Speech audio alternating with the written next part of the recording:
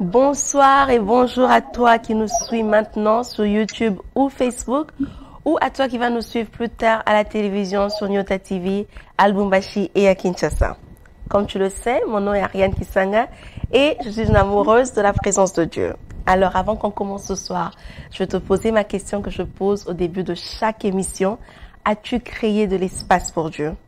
On a dit que créer de l'espace pour Dieu, c'est quelque chose que tu fais intentionnellement. C'est toi décider de mettre de côté tout ce que tu as à faire pour passer un moment dans la présence du Seigneur. Et ce soir, on va juste prendre 30 minutes maximum de ton temps.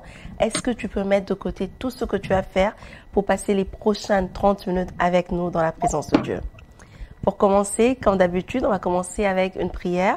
Et notre verset de ce soir pour la prière, c'est dans Ésaïe 30 au verset 21.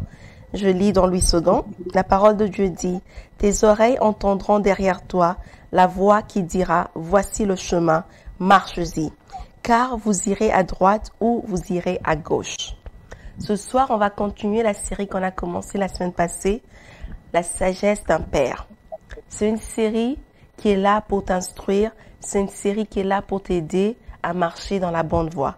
Tu vas prier, tu vas dire au Seigneur simplement, « Seigneur, parle-moi. » Instruis-moi ce soir. Rends-toi disponible. Fais à ce que tes oreilles puissent entendre cette voix qui te dit dans quel chemin tu dois prendre. Fais à ce que tes oreilles puissent entendre cette voix qui te donne une directive à suivre ce soir. Rends-toi disponible. Crée de l'espace pour Dieu. Prie avec moi ce soir. Père, nous voici encore une fois dans ta présence. Nous venons pour t'entendre parler. Éternel, utilise l'instrument que tu t'es choisi pour ce soir, Seigneur, pour parler dans nos vies, pour nous donner des directives, pour nous donner le chemin que nous devons suivre, Yahweh. Qu'on t'écoute pour nous dire, vas-y, c'est ça le chemin et qu'on puisse marcher dessus. Seigneur, nous prions pour ton serviteur. Yahweh, qu'une onction nouvelle soit déposée sur lui ce soir, qu'une dose nouvelle, Yahweh, qu'on t'entende parler à travers lui et qu'il y ait un avant et un après cet échange. Dans le nom puissant du Seigneur, nous avons ainsi prié. Amen, amen, amen, amen. Tu le sais déjà, on va continuer notre discussion avec l'apôtre Gabriel Veil et le titre de notre série, c'est La sagesse d'un père. Donc, est-ce que tu es prêt? Je vais te demander d'avoir déjà ton bloc-notes pour écrire. Je vous présente l'apôtre Gabriel Veil. L'apôtre Gabriel Veil, pour moi, c'est un homme et l'homme, que je vais encore dire, qui ne m'a pas trouvée trop petite pour me parler de Jésus. C'est un homme qui m'a permis de lui poser tant de questions. Et rassurez-vous, je pose beaucoup de questions. Il a été là sur sa foi et il défendait, il a continué à répondre à mes questions et il s'est rassuré que je puisse être affermie dans la foi en Jésus. C'est un père, c'est un mentor, c'est un encadreur pour plusieurs personnes. Il est non seulement visionnaire des églises sanctuaires héritiers de promesses, mais il est aussi le visionnaire de Veil Ministries. Apôtre Gabriel Veil, bienvenue sur notre plateau à Alpha Ministries. Eh bien, merci. Merci, j'apprécie. Merci, maman Ariane Kisanga. Merci, apôtre. C'est pour nous un privilège et même un honneur de vous avoir encore aujourd'hui. Apôtre, nous allons continuer ce que nous avons commencé la semaine passée, notre discussion sur la sagesse d'un père. Et vous allez partager avec nous, jeunes ministres, vos expériences dans le ministère, vous et ainsi que vos connaissances. Je vais juste faire un petit résumé pour qu'on commence bien. Donc, la semaine passée, on a dit qu'il y a deux types de pères. Père dans la foi et père dans le ministère. Que les pères avaient les responsabilités de s'occuper de toi, de prendre soin de toi, de te corriger, de te guider et de te donner des directives. Et que toi, en tant qu'enfant, tu avais aussi la responsabilité de s'assurer que tes deux pères n'entrent pas en conflit, de t'assurer que tu écoutes, d'accepter la correction, mais aussi d'assurer que tu sois une personne qui peut être enseignable et n'est pas être un impressionniste ou te comparer aux autres. Notre première question de ce soir, apôtre, elle est vraiment personnelle. C'est quand vous repassez votre vie dans le ministère, qu'est-ce que vous regrettez le plus? Bien sûr, partagez avec nous quelque chose que vous sentez confortable de partager. Oh, quelle question. D'abord, je dis merci à tous ceux-là qui nous suivent. Et tous ceux de Nyota TV. Hein? Oui, Nyota TV, oui. également tous ceux-là qui me suivent par les canaux des Alpha Ministries, j'apprécie énormément. Eh bien, que Dieu vous bénisse là où vous êtes. Qu'est-ce que j'arrive à être le plus? Il y a quand même, vous dire que la Bible dit toutes choses concourent au bien de ceux qui aiment Dieu, c'est-à-dire les bonnes choses et les mauvaises choses. Mais la question qui m'est posée, quelles sont les choses qui ne sont pas vraiment agréables? Eh bien, il est en train de répondre. Et dans mon parcours ministériel, qui n'est pas encore arrivé à sa fin, donc j'ai encore plusieurs années devant moi, et il y a des choses que j'aurais dû accomplir, que je n'ai pas encore accomplies. Chaque fois que je pense, mon cœur pince. Ça fait... Voilà, vous pouvez me entendre le son. Vous comprenez?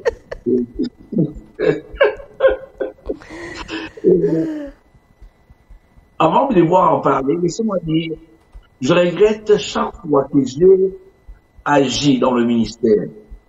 Je fais ce qui est juste, mais pas au bon moment. Et plusieurs fois, j'ai raté des occasions où j'ai eu à faire ce qui est juste, mais pas au moment où Dieu voulait que je fasse cela. Et cela a coûté cher. Vous savez, une bonne chose qu'on fait en dehors de son temps équivaut à une mauvaise chose. Et là, quand même, je donnerai quelques cas. Une fois, je devais prier pour un malade. En fait, c'était le fils d'un monsieur qui était dans le militaire, mais qui ne m'aimait pas, qui me détestait et qui faisait une campagne d'intoxication contre ma réputation, mon témoignage. Et un matin, alors que je priais, Dieu m'a dit, m'a dit, c'est bon, tu as appris que son fils est malade, il est à l'hôpital. Maintenant, je veux que tu ailles les rencontrer parce qu'aujourd'hui, je vais faire la réconciliation entre vous deux. Ah, j'ai dit, cet homme-là, il ne m'aime pas, il va me taper. Alors, j'avais vraiment peur de les rencontrer. Vous savez, il y a des gens qui sont forts. Ils peuvent taper. Alors, Dieu me dit de le faire. Et en chemin, Dieu va me dire, je disais, mais comment cela va se passer? Il est à l'hôpital parce que je vais voir son enfant et on va faire la paix. Il me dit, en chemin, l'Esprit de Dieu m'a parlé clairement. Cet enfant est mort. Et j'aimerais que tu pries pour sa résurrection. C'était clair. Vous savez, quand le Saint-Esprit t'a parlé clairement, eh bien, tu sais qu'il t'a parlé. J'arrive à l'hôpital de Mayemo, à Kinshasa. Eh bien, je m'approche du pavillon où se trouvait l'enfant. J'entends le bruit, vous savez, pourquoi les gens pleurent au Congo. Alors, il y avait des bruits dans ce pavillon-là. En tout cas, j'étais convaincu, j'avais réalisé que l'enfant était mort. Et l'Esprit de Dieu me disait, voici l'occasion. Et pour sa résurrection. Je m'approche, je vois moi que l'enfant était étendu. Quand l'homme m'a vu, il avait un visage renfroyé, en colère. Il était plus âgé que moi, plus grand que moi, apparemment plus fort que moi. Il dit, si tu te priais que ça ne marche pas. Et l'Esprit me disait, et si tu dis que ça marche, je te dis que ça va marcher. J'ai vu comment on a conduit l'enfant jusqu'à la mort. Je n'ai pas pu prier pour lui. Je regrette cela énormément. Et je regrette parce que c'était une occasion où je devais prier pour cet enfant, pour sa résurrection, et Dieu allait l'utiliser pour réconcilier cet homme à ma personne. Ça, c'est quelque chose que je regrette souvent. Je regrette aussi, il y a beaucoup de fois où Dieu m'a dit de faire de grandes choses. Des grandes choses, je ne les ai pas faites. Tout simplement parce qu'au lieu de me limiter à écouter Dieu, je voulais écouter les hommes. Et quand j'ai écouté les hommes conseillers, m'ont donné la sagesse humaine, alors je n'ai pas pu agir dans la folie dans laquelle Dieu voulait que j'opère. Vous comprenez? Et après, je réalise que cette sagesse des hommes m'a ralenti, et après, je n'ai pas accompli un objectif. Et le cœur s'est déchiré. À l'heure actuelle, je regrette que je n'ai pas encore l'école biblique. Normalement, il fallait, à l'heure actuelle, qu'il y ait un centre de formation des serviteurs de Dieu. C'est quelque chose qui a été utilisé dans mon cœur, et je crois que je ne pourrais pas savoir. Et si je dois dire autre chose, en termes, je prends quelques points, il y en a plusieurs, en termes En termes de relations, je regrette, bon, quand même, les trahisons, j'ai été victime de beaucoup de trahisons, beaucoup d'insultes. Et j'ai été victime de personnes à qui j'ai rendu des services énormes, hein, et qui m'ont dessus, qui m'ont trahi, hein, des personnes les plus proches, vous comprenez? Et j'ai des moments où vous y pensez, le cœur s'est déchiré vous demander, ai-je raison de continuer à rendre le service ou je dois changer? Vous comprenez? Mais la Bible dit, hein, nous demande de ne pas nous laisser de faire du bien, car au moins nous l'aurons autant convenable. Je crois que si vous avez dit là, mais il y a quand même, on dit qu'il y a trop de coups bas, trop de très violents, de blessures au niveau du corps du Christ, et entre ministres, entre pasteurs, et ça fait mal. Mais en termes de compétence, surtout, cette folie, il y a des moments où Dieu te demande de faire quelque chose. Ouais. Et tu le fais, dès que tu penses, tu dis que c'est fou. Mais tu sais que Dieu te l'a demandé. Et donc, tu as peur, quand tu vas avoir la sécurité de personnes autour de toi, tu demandes conseil, tu donnes une sagesse, et tu exécutes la chose que tu aurais dû faire dans deux heures. Tu vas faire ça après 2 mois, et ça devient autre chose. Eh bien, tu n'as pas le même résultat. Ah, les cœurs saignent. Waouh. Merci beaucoup d'avoir partagé votre cœur avec nous, apôtre. Si on peut bien retenir, s'il y a une grande chose que l'apôtre regrette vraiment dans son parcours, c'est de ne pas avoir fait les grandes choses que Dieu lui demandait de faire, les choses fous, les choses folles plutôt que lui pensait faire, que Dieu l'a donné, mais après, à cause des conseils des hommes, il fait quelque chose qui apparaissait bien, mais qui n'arrivait pas à la grandeur que Dieu voulait, ou faire la bonne chose, mais au mauvais moment. Deuxième... Merci. Et l'autre chose qu'il regrette beaucoup, c'est avoir raté l'opportunité d'avoir 2 miracles en même temps. La résurrection d'un enfant et la réconciliation avec un monsieur avec qui il n'aimait pas beaucoup. Il dit aussi qu'il a regretté qu'en ce temps ici, il devrait normalement avoir une grande école biblique. Je vous ai dit au début que lui, il a bien compris cette mission à laquelle Dieu nous a appelés de faire des disciples. Lui, c'est un faiseur de disciples. Donc, il regrette avoir cette école, mais il est encore vivant. Donc, moi, je crois que l'école peut encore exister, apôtre. Amen. Et dans les relations, il regrette les trahisons et les insultes des personnes qui ont été proches avec lui. Je suis sûre que toi, là où tu te trouves, tu as aussi des choses que tu regrettes. Mais il y a beaucoup de ce qu'il a partagé ce soir qui te font et qui te touchent aussi et que tu peux t'identifier avec. Apôtre, on va continuer. Là, c'était vos regrets. Maintenant, apôtre, parlez-nous de vos plus grandes réalisations. Waouh. Eh bien, pour dire vrai, je n'ai pas encore accompli les plus grandes réalisations. Donc, je continue à croire que les plus grandes choses, comme on dit en anglais, great things are ahead.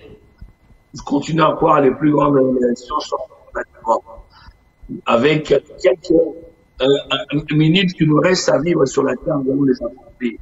Mais je suis là. Je bénis Dieu pour m'avoir rendu capable d'être des produits, comment je pourrais dire, je peux dire d'être capable d'engendrer plusieurs ministres dans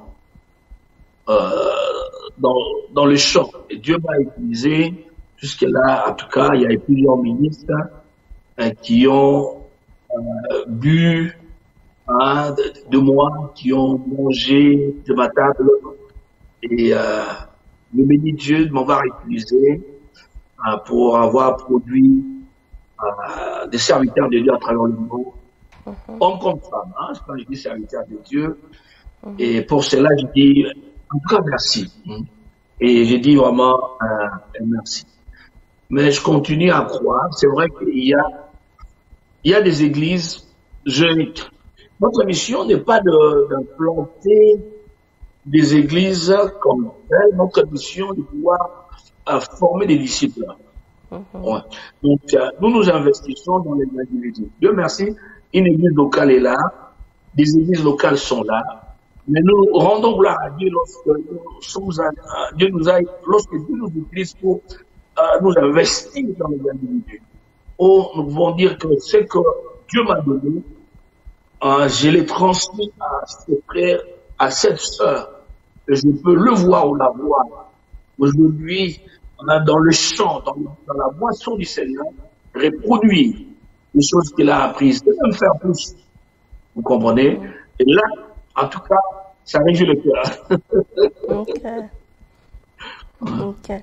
Donc, la plus grande ou les plus grandes réalisations de l'apôtre, selon lui, c'est d'avoir engendré plusieurs ministres, des serviteurs de Dieu partout dans le monde, mais beaucoup plus d'avoir formé les disciples, d'avoir voir que les personnes dans lesquelles ils se sont investis ont aussi fait quelque chose ou aller même au-delà de ce que lui il a donné. Mais moi, je vais ajouter quelque chose à cette liste de l'apôtre. Il a aussi été en mesure de créer cet esprit de famille chrétienne. Vous allez remarquer, les héritiers se connaissent de partout. Les héritiers, des personnes qui ont été engendrées par l'apôtre Gabriel Veil, se connaissent, se visitent. C'est vraiment une famille. Et je pense que ça, apôtre, vous devrez vraiment inclure dans votre liste parce que c'est pas tout le monde qui arrive à le faire. On peut tous aller à l'église, mais former une famille des personnes qui viennent à l'église qui ne se connaissent pas, ça, c'est une grande réalisation. Vous pouvez ajouter ça sur votre liste. Je vais d'abord pour dire, il y a quelqu'un qui me l'a fait savoir, vous êtes la énième personne à me le dire.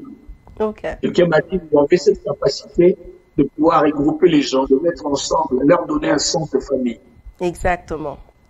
Exactement. Et on va continuer. Mais quels sont alors, apôtres, les pièges, selon vous, que le jeune ministre devrait être attentif? Quels sont les pièges que les jeunes ministres devraient vraiment éviter et avoir l'œil pour voir quand ça arrive? Ah oui, ça c'est très important. Vous comprenez, il y a le piège de... Il y en a plusieurs. Il y en a plusieurs. Tout cela que Dieu a appelé, depuis l'Ancien Testament jusqu'au Nouveau Testament, ils ont connu cela comme obstacle sur leur parcours. Et la sexualité illicite. Ça, c'est un piège qu'il faut toujours éviter. Un piège qui sera toujours au rendez-vous. Que vous soyez homme, que vous ne soyez pas. Vous savez, le pouvoir corrompt. Le pouvoir attire. Donc, quand vous vous tenez devant les gens pour parler, pour exhorter, pour prêcher, pour faire le travail de Dieu, chez nous, on dit qu'on fait un quasi amour. Alors, quand vous faites cela, et croyez-moi, ça attire, vous êtes une femme, ça attire les hommes. Vous êtes un homme, ça attire les femmes. Vous comprenez? Et comme on dit, les abeilles cherchent là où se trouve le fleur. Les insectes cherchent là où se trouve la lumière. Et les mouches cherchent là où se trouve la saleté. Et bien sans effort, il y a les femmes qui viennent auprès des hommes. Il y a également des hommes qui viennent auprès des femmes. Alors, et ça, c'est quelque chose sur lequel il faut veiller en tant que ministre et dans ses rapports avec le sexe opposé. Et ça peut vraiment gâcher le ministère si on n'y veille pas. On a connu des gens qui ont bien commencé, qui ont mal fini parce que on les a trouvés dedans, ils n'ont pas veillé. Donc il y a ça, c'est la sexualité, le domaine sexuel. Deuxièmement, c'est le domaine financier, l'argent.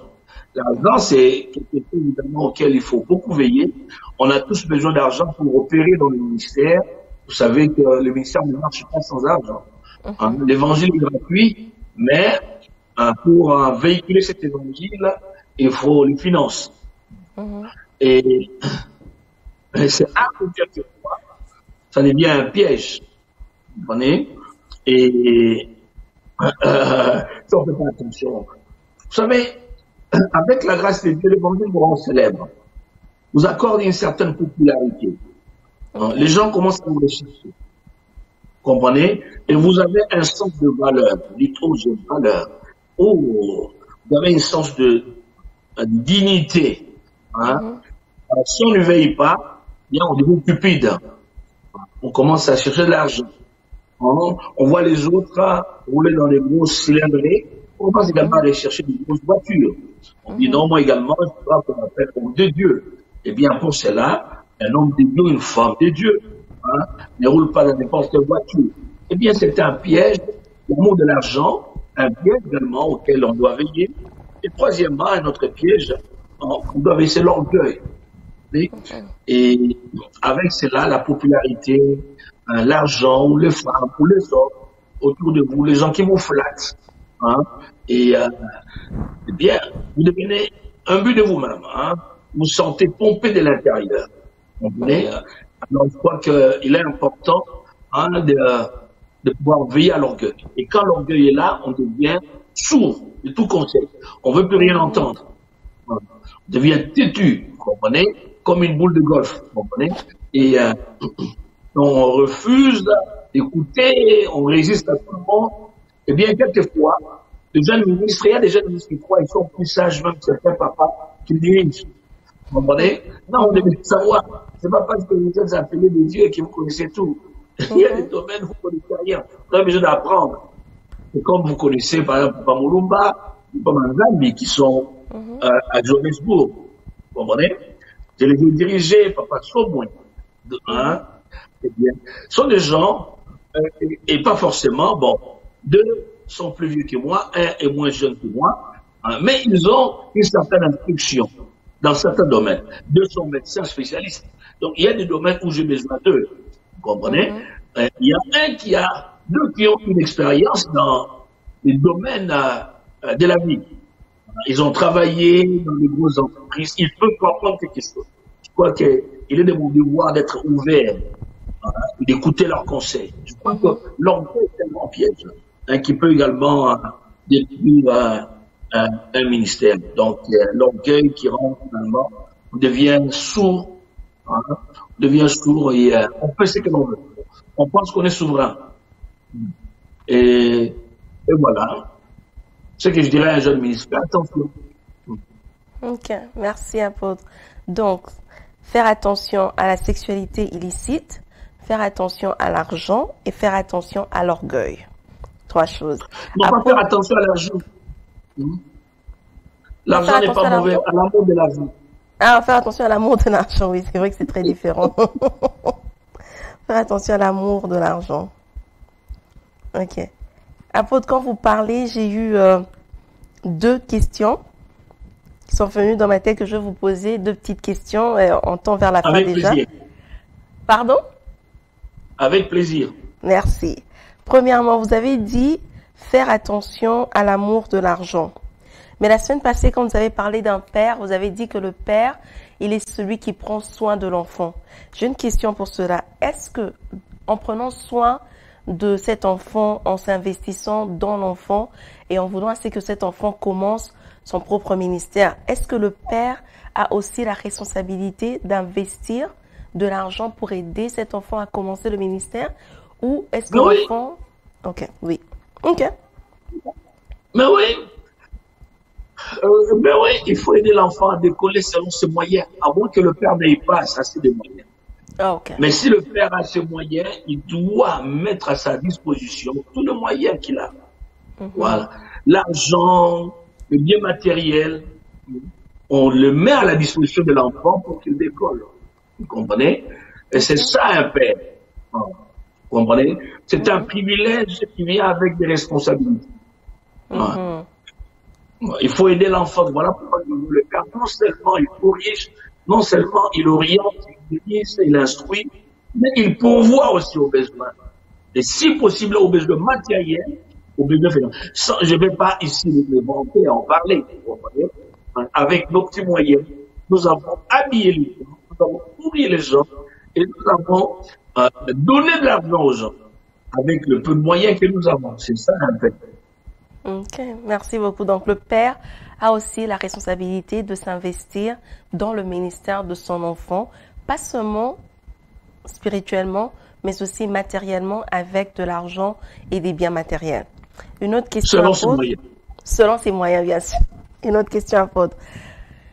Quand vous parlez, vous avez dit que dans le ministère, vous aurez plusieurs personnes. Quand vous avez parlé de éviter le piège de l'orgueil. Et vous avez mentionné des personnes qui travaillent avec vous, qui sont avocats et docteurs, médecins. Je voudrais savoir, apôtre, disons que la personne est appelée, ce jeune ministre sent en elle ou en lui cet appel de servir le Seigneur. Mais en même temps, cette personne a une passion pour une autre carrière. Ça peut être en médecine, en comptabilité, en informatique. Dans notre culture ou dans beaucoup d'églises, ce que je vois, c'est que on te donne comme si tu dois choisir. Soit tu continues dans la médecine ou alors tu viens dans le ministère à temps plein. Est-ce que cela est quelque chose, un choix qu'on est obligé de faire, ou est-ce que c'est possible de servir Dieu de tout notre cœur et continuer dans notre carrière avec nos autres passions aussi? Oui, ça ne dépend pas des hommes. Je crois que ça dépend d'abord de Dieu. La personne doit savoir qu'est-ce que Dieu lui a dit. Ouais. Est-ce que Dieu t'a dit? Parce que quand Jésus avait appelé Pierre, il avait demandé de laisser tout de le suivre. Il ne pouvait pas faire un choix et dire non, non, non, et que je vais être bivocationnel. Vous comprenez? Non, non, il ne pouvait pas le dire. Vous comprenez? Il a dit non, je laisse, et je suis parce que l'appel était clair. Et quand l'appel est clair, Dieu t'appelle à travailler à temps plein. Dès l'instant où tu travailles, il y a comme deux vocations, eh bien, vous serez un ministre hybride. Il y aura toujours une partie qui va empiéter sur l'autre, et qui va dominer sur l'autre. Et vous ne saurez pas donner le meilleur de vous-même. Mais il y a des gens qui ont reçu la grâce de fonctionner dans les deux. Vous comprenez? Ils peuvent dans les deux. Et ils réussissent bien. Ils n'ont pas de problème, ils ne sont pas les conflits là-dedans. Ils nagent bien, comme quelqu'un qui est également dans le monde professionnel, qui a 2 emplois. Voilà. Et il est bien, il est à l'aise. Eh bien, je crois que c'est la responsabilité de l'homme de savoir qu'est-ce que Dieu lui veut. Ouais. Et Paul a été un moment bivocationnel à cause des réalités de la vie, la pression de la vie. Et nous vivons à une époque où cette pression est de plus en plus forte. Vous comprenez? Les gens reconnaissent de moins en plus le ministère chrétien et il y a cette forte pression. Voilà pourquoi ça ne m'étonnerait pas que quelqu'un soit bivocationnel. Donc, être à la fois dans le ministère et pour éviter d'être pointé du doigt, d'être que non, il fait le ministère pour pouvoir appauvrir les autres et s'enrichir. Eh bien, il dit non, que j'ai ma propre souffle. Vous comprenez? Et je comprends à cause du temps dans lequel nous vivons. Et ça, c'est comprendre que ce type de ministère est en train de monter. Vous arrivez quelque part, vous n'avez personne pour vous soutenir. Mais vous pouvez commencer un boulot et vous avez de l'argent, vous avez un salaire qui vous soutient jusqu'à ce que vous soyez vraiment à l'aise. Vous pouvez décoller dans le ministère sans dépendre du salaire de votre emploi. Je crois que ça dépend. Merci beaucoup, apôtre. Donc, on peut conclure par là que ça dépend de l'appel que Dieu vous a demandé, que Dieu vous a donné plutôt. Et aussi, comme l'apôtre a dit, ça dépend aussi des réalités dans lesquelles vous vivez. Apôtre, si vous avez 1 minute ou moins avec un jeune ministre, quel conseil lui donnerez-vous pour s'assurer que cette personne dure dans le ministère? À tout jeune ministre, je dirais que tout ce qui est grand a commencé petit. Et il n'y a pas de baobab qui soit né grand. Tout baobab a commencé par être une faible plante. Et ce sont les petits ruisseaux qui forment des grandes rivières. Je crois qu'il est important, si on veut être appelé grand, on doit accepter la loi, on doit accepter le processus. Et aussi, qui veut aller loin, on doit apprendre à s'associer aux autres, ne pas faire cavaler seul. Et c'est très dangereux. Et je lui dirais, celui qui arrose sera arrosé. Il importe que tout ce qu'il veut voir arriver dans sa vie, qu'il le fasse maintenant. Il doit savoir, Matthieu 7:12, la règle est d'or. Il dit, tout ce que tu veux que les hommes fassent pour vous, faites-le pour eux. Alors il y a des moments où on veut être un homme de Dieu respecté, mais on ne veut pas respecter les autres. On veut être un homme de Dieu à qui on donne, mais on ne veut pas donner. Alors que Dieu puisse aider, que Dieu puisse aider les jeunes serviteurs. Amen, que Dieu puisse. Et liés non pas aux acclamations des autres, mais à l'obéissance à la parole de Dieu. Amen. Amen. On va prendre ça comme notre dernière parole. Le succès dans le ministère n'est pas lié aux acclamations des autres, mais à l'approbation de Dieu. Et tout ce qui est petit a commencé grand. Donc tu as commencé quelque chose de petit, ne te néglige pas, continue, mets tes efforts, fais aux autres ce que toi tu aimerais bien qu'on te fasse plus tard. Apôtre Gabriel Veil, nous te remercions encore une fois. C'était vraiment un privilège et un honneur d'être avec toi ce soir. Il nous reste plus qu'une minute pour clôturer. Donc si vous pouvez rapidement faire une prière pour bénir le peuple de Dieu qui nous a suivis ce soir. Achia Mungu fashimu. Maisha yako. Ok, donc l'apôtre a trouvé comment dire créer de l'espace pour Dieu en Swahili. Vous pouvez répéter apôtre s'il vous plaît. Achia Mungu fashimu maisha yako. Achia Mungu fashimu maisha yako. Bravo apôtre, bravo, bravo. On va juste prendre la prière et on va se séparer pour aujourd'hui. Nous disons merci Père pour le temps que tu nous as accordé. Aide-nous. En ces temps difficiles, Seigneur, aide-nous. Aide-moi, aide également ceux-là qui nous ont suivis, afin que tous nous fassions ta volonté. Au nom de Jésus. Amen. Amen. Amen. Merci encore une fois, apôtre. Merci à toi qui as pris le temps de nous suivre, que ce soit à la télé ou sur les réseaux sociaux. Et jusqu'à ce qu'on se voie la semaine prochaine, rappelle-toi de toujours créer de l'espace pour Dieu. Comme l'apôtre a dit en Swahili. Vous pouvez répéter encore, apôtre? Achia Mungu fashimu maisha yako. Amen. Achia Mungu fashimu maisha yako, comme l'apôtre l'a dit. Rappelle-toi, si tu as suivi sur les réseaux sociaux, d'aimer la vidéo, de partager avec quelqu'un. Si tu as suivi à la télé, fais signe à quelqu'un d'autre pour la rediffusion qui puisse pas manquer. Au revoir et je te retrouve la semaine prochaine. Rappelle-toi de toujours créer de l'espace pour Dieu.